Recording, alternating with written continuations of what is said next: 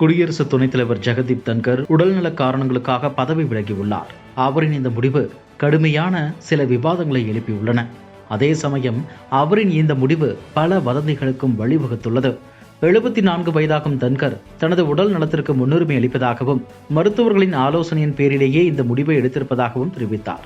குடியரசுத் தலைவருக்கு எழுதிய கடிதத்தில் தன்கர் என் ஆரோக்கியத்திற்கு உடல்நிலைக்கு முன்னுரிமை அளிக்கும் விதமாகவும் மருத்துவ ஆலோசனையின்படி இந்திய அரசியலமைப்பின் 67A பிரிவின்படி இந்தியாவின் குடியரசு துணைத் தலைவர் பதவியை உடனடியாக ராஜினாமா செய்கிறேன் என்று குறிப்பிட்டுள்ளார்.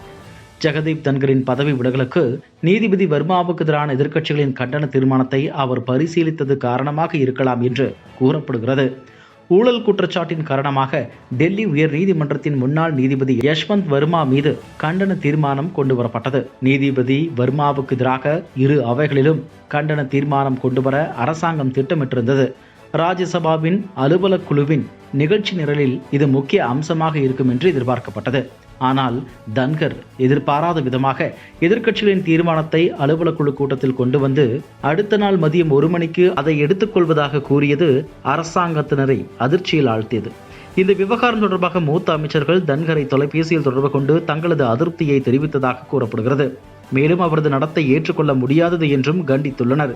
இதற்கு பதிலளித்த தன்கர் அரசாங்கத்திடமிருந்து அதிருப்தியை உணர்ந்ததாகவும் அதனால் விரைவில் பதவி விலக நேரிட்டதாகவும் ஒரு பக்கம் கூறப்படுகிறது.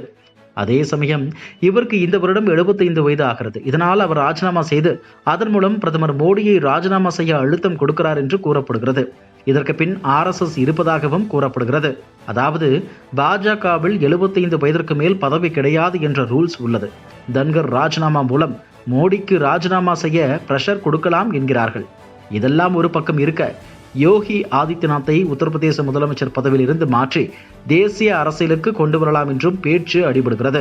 இதற்காக நிதின் கட்கரி அல்லது ராஜ்நாத் சிங் ஆகியோரில் ஒருவரை துணை ஜனாதிபதியாக்கிவிட்டு யோகியை அந்த அமைச்சரவை பொறுப்பிற்கு கொண்டு வர பாஜக திட்டமிடுவதாகவும் கூறப்படுகிறது.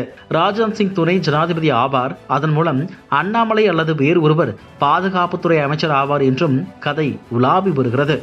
நட்டா தன்கர் இடையிலான மோதலே தன்கர் ராஜினாமாவிற்கு காரணம் என்றும் ஒரு கதை சொல்லப்படுகிறது. இப்படி கூறப்படும் பல விஷயங்கள் புரளி என்பது குறிப்பிடத்தக்கது. இதில் கவனிக்க வேண்டிய விஷயமே தன்கர் ராஜினாமாவிற்கு உண்மையில் உடல்நிலைதான் காரணமா அல்லது வேறு விவகாரமா என்பதுதான். ஏனென்றால் தன்கர் ராஜினாமா பற்றி டெல்லியில் இருந்த பல டாப் தலைகளுக்கே தெரியவில்லை.